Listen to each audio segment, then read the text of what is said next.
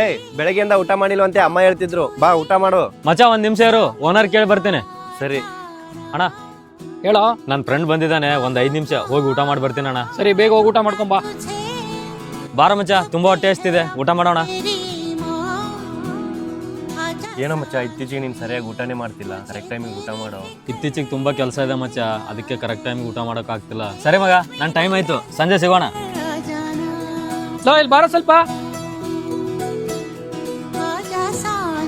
ಅಣ್ಣ ಹೇಳಿ ಅಣ್ಣ. ಯಾರೋ ಅವನು, ನಿನ್ ಫ್ರೆಂಡಾ?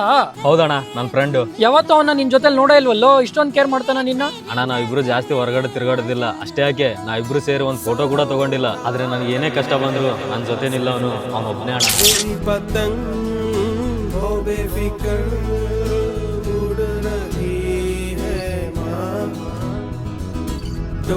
कोई लूटे नहीं।